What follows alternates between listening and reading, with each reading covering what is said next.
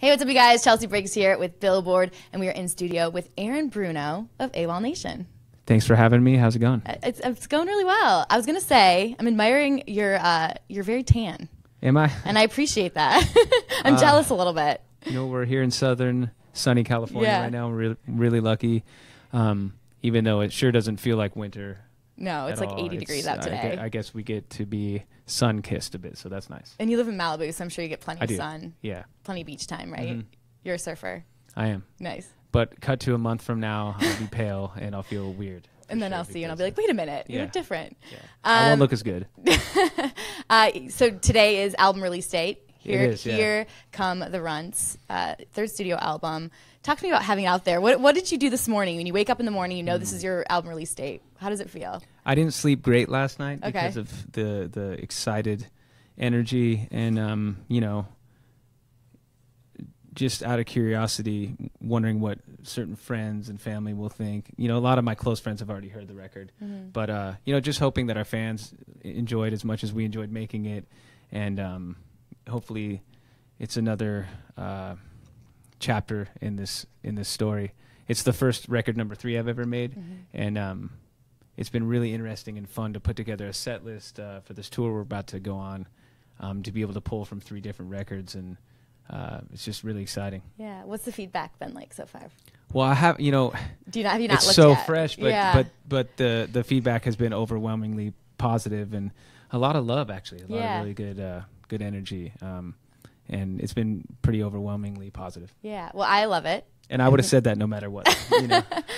It's been really good. I've been blown away. I've been listening to it all day. Cool. And I think the thing that's really interesting about What's your favorite song? Just kidding. No, well, I like and you're going to ask me this. I had a feeling. What's the one? I'm just kidding. That's way too much Table pressure. for One? Yeah. Yeah, I like that one a lot. We're hoping that may be a single at some point. I think it's a good one. I like it. So the thing that's interesting, I think, about this record is that your electronic sound that we hear on your first 2 albums definitely takes a bit of a backseat. Yeah. Very, very rock album. Talk to me about kind of going in that direction. What made you kind of do that?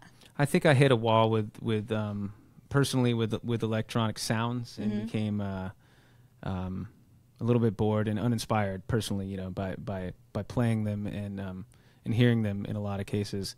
So I wanted to go back to my roots and love for guitar and rock and roll music, because it seems to never go away, you know. And I feel like a good song can be dressed with different genres, different styles, different sounds, but it seems to always go back to the timeless nature of a good melody, hopefully a great lyric, and a decent chord progression that seems to age really well. So that was the main goal. Yeah. Did you listen to a lot of like Tom Petty, Bruce Springsteen while making this record, would you say? I wouldn't say it was during the process of making the record, but I had so much growing up that, you know, being lucky enough to grow up in the 80s at a really fun time in music, and especially for pop, rock and roll music, that ended up being a huge influence on this record for sure, and that sort of nostalgic feeling that the 80s has in a lot of ways. Definitely. Well, and I love that you recorded this album at home in Malibu. How would you say that most influenced this record? Where do you think you can kind of hear that influence the most? I think I was just really comfortable and felt at home, and it was nice to be able to walk around nature a lot, because I'm lucky. I thought you were going to say naked. Walk around naked and record all the vocals. Play drums mostly naked, of course. And and you know, having the help of some of the guys in the band, Zach, who's going to join me in a second, and our drummer Isaac Carpenter play on the record and take the musicianship to another level. And you know, after being on tour with them for years, they've been a huge influence and very inspiring to me. So to bring them on and go full circle was a great thing and a real positive experience. And definitely lots of walking around naked, right? Yeah, nude, bass playing. Nudity. And for those of you guys watching at home, he's actually going to play in a little bit for you guys, so stick around. I want to talk about the song Passion. Otherwise, this guitar would be just a prop. Hilarious. Just a prop. The song Passion on the album I want to talk about, because I love the story that you wrote it. It was inspired by a review you read on Run that said that you lacked passion and you were very upset by it. Yeah. What moment were you like, I'm going to write a response song, or how did that sort of come about? It kind of happened organically. I was on a hike and I had the blueprint of the music down, and I thought, I was just thinking about how passionate I was about music and surfing and my loved ones and all the positive things in my life. And so I thought I would turn that into a song. And then it just so happens that was one of the things, one of the few reviews that I read that were kind of upsetting on the last record run. And so I thought it'd be kind of a fun tongue-in-cheek thing to talk about in a song. That's going to be hard. I feel like to read those reviews back and you take probably some of them you take to heart, but some of them you kind of try not to. But, yeah. It is what it is. It's sort of like if you're going to look through someone's phone, you're probably going to find something bad. Yeah. So if you're going to scour the internet and look for something bad, it may come up. So don't do it, is the point. Don't do it. That's the lesson. Why was that the lead single? What was that choice? I thought it was a good idea to wake up our fans with some nice energy and seemed like a good message to get across and sort of get the dance floor ready to sweat a little bit on this upcoming tour. We got a great reaction, and now we're already on to the second single, Handyman, which we're going to play shortly. I don't know when. It's a tease. Yeah. And also, honestly, the label wanted to go with that song. And it's hard when you turn in a record to know what's going to do the best for you in the sort of business aspect of music. It's hard, because you're creating these songs that you love so much, and then to put a price on that or try to figure out what's going to sell well is it's tricky. I never know the answer, so I try to do my best, really care about the record, and hopefully it sounds like an improvement. And if there's a couple miracles within it that reach the masses, then that's a plus. Definitely. One thing I really like that you do with this album is halfway through you have a little bit of a break, a 30-second break called A Little Luck and a Couple of Dogs. What talk to me about why you decided to do that? Well, the first half of the album is very intense and there's a lot of energy, and it seemed like appropriate to have a slight intermission on the record to give people a chance to regroup. And back in the day when we'd see movies and there were intermissions, you'd go get a pop or popcorn, refill your popcorn. They have 30 seconds exactly to get popcorn, to go to the bathroom. Yeah. So it's that moment, cool. and then it seemed like the only way to fit Table for One, the song you mentioned, I think comes after that. I think it's like two after. Is that crazy that I know that? Maybe it's one after. Putting together the order of a record is really difficult. Yeah. It's super scary, but it felt like the end of the first half of the record and time for the second half. Well, and talk about the inspiration of dogs on this album, because obviously from the title of the album, and then obviously to that track and a couple other things in it. Well, why was that important? I've always noticed that the runt of the litter with dogs, they usually end up being very special animals, and great pets, and I saw it as a metaphor for the underdog and for different walks of life, and thought it would be a cool concept and a call to arms for all of our fans and people who feel alone at times that you can overcome. Yeah. Another track on the album I'm going to talk about, The Buffoon. At the end of it, you say the Grammy goes to. Yeah. What was that? Can you kind of explain that a little bit? That's just a joke. Okay. Because I know that we'll never be nominated or mentioned as a Grammy artist, because we're just not that. We're not part of a major label or a system that seems to be able to get us in that situation, and it just doesn't seem like something that would ever happen. Awards are a funny thing because I don't understand the voting process, and so. It's just a joke. It's very lighthearted. You know what, though? It's like... it's my way of saying we should win, but we never will. But, it's interesting. I mean, I feel like rock was not very well represented this year at the Grammys, so maybe this next year. I don't know. This could be it. Maybe, yeah. I mean, don't keep your fingers crossed, I like that you said in an interview that this isn't a political album, but it represents the underdogs. Can you kind of talk about that a little bit? Well, throughout my career, I've always felt like just that in a lot of ways. Especially with AWOLNATION, when I signed the deal for this project, I had been part of two other bands that didn't do very good and kind of left me upside down in life. And so at that point, I had nothing left to lose, and I definitely felt like almost damaged goods in a lot of ways within the industry and different labels, and to be given another opportunity was such a beautiful thing. And I think when we hit rock bottom is when we really discover ourselves. And I had nowhere else to go but up. So I just went for an ambitious concept, and it paid off. Yeah, definitely. Luckily, because I didn't have a backup plan. Yeah, and here you are.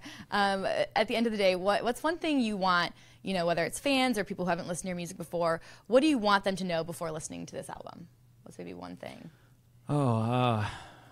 Just that it's coming from a very honest place, and that I appreciate anyone taking the time to press play, whichever way they like to listen to music, and I thank them for the opportunity to let me into their ears and homes or cars or headphones, or that's such a great thing, because I remember what it was like to have these little songs and no place or no home for them. So I still wake up every day thinking that it's just a miracle that people care to hear any of my records, especially Here Come the Runts now today.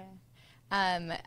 Kind of switching gears a little bit, it's obviously, it's tough out there right now, and I always love when musicians are doing their part to give back. And I know you have a couple charities that you're working with right now that I wanted to give you the chance to talk about. Well, if you go to our website or check us out online on the interweb, the way the kids do, we just thought that a lot of animals and pets need homes now after all these natural disasters that have taken place. So if you go check that out, you could see that. That's one of the saddest things, and I mean, it's all very sad, but you see a lot of footage of dogs walking around, and we like to take a lot of dogs in personally, so hopefully some of these charities can help provide homes. Yeah, definitely. Last question. I know that you are a big fan of Back to the Future. I am. I want to know, how would you say you most relate to Marty McFly? That's a great question. That you put me on the spot. Probably his vest he wears. Okay. I used to wear those vests in the early 2000s, late 90s. Nice. But yeah, when I saw him play guitar, I definitely thought that was the coolest thing ever. And his own mom fell in love with him, so that he's doing something right. Yeah. I'm gonna ask you a couple fun questions now. Okay. That was a pretty fun. I'm gonna put you, already. But that was like the intro to the fun questions. Okay. What's your most prized possession? The first guitar that my dad taught me how to play on, which isn't this one, but that's at home. So yeah. Do you still play it? I do. Yeah. Oh, good. It's on the record. It's on 7 Sticks of Dynamite, the song. Very cool. First concert you ever attended? I saw Sting live at the Greek Theater here. Amazing. That's great. If you had to give your younger self advice, knowing what you know now about just life or the industry, what would you say? I would probably say to not take everything so seriously and that it's all going to be okay. I like that one. I feel like you hear that a lot. That's probably the advice I'd give myself too. Totally. Just like chill out. You're good. It seems like the end of the world when you get your heart broke in 6th grade. I know, totally. It's all going up. Biggest lesson you've learned on tour? Something that we always remind ourselves in this band is to not take ourselves too seriously. Because it's easy to get in your head a little bit. You're on stage, you have cameras and high pressure situations. So if we can try to poke fun at each other quite a bit, then that usually is best. I like that environment. And if you could only listen to one song for the rest of your life, what song? Under the Bridge by the Red Hot Chili Peppers. I'm just kidding. That's a great song, great guitar play. But I don't know. I don't have an answer. I just don't. Okay. All right. Probably this version of Handyman we're about to do. Okay. See, that's a good one. Yeah. And what other a lot of pressure I just put on Zach and I. What songs are you going to be playing for everyone right now? Just Handyman.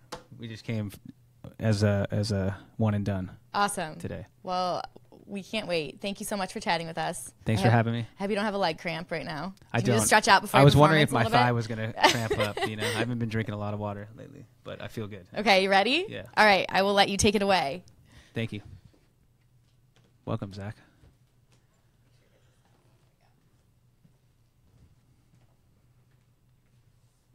We could do whatever we want right now, actually, because we're live, so.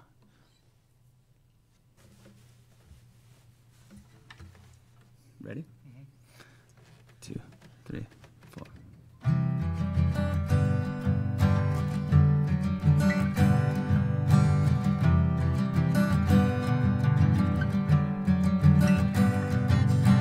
I'm a sinner, I will consider I am my Father's son. I'm a sinner, I must consider I've never owned a gun. I'm a sinner, seasoned beginner, I'm lucky to be alive. I'm a sinner, finished my dinner, now I can go outside. If only yesterday took place tomorrow, and I'd pray for sleep and wake you and lift your head, so I can fix your head. I'll be your handyman. I'm not brittle, I'm just a little scared of your temperament. I'm not brittle, I'm just a little scared of my government. I'm not brittle, head hurts a little, I'm staring up overhead. I'm not brittle, I'm just a riddle born of white, blue, and red. If only yesterday took place tomorrow, and I'd pray for sleep and wake you and lift your head, so I can fix your head. I'll be your handyman. Do do do do do do do do do do do do do do. Do do do do do do do do do do do do do do do. Do do do do do do do do do do do do do do. Do do do do do do do do do do do do do. If only yesterday took place tomorrow, and I'd pray for sleep and wake you and lift your head, so I can fix your head. I'll be your handyman.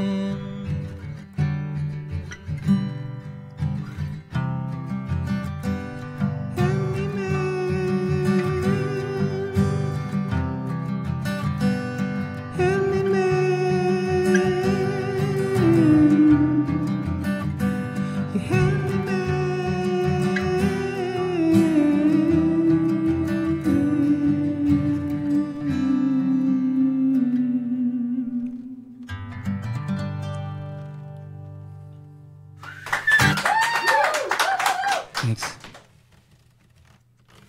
Smash 'em.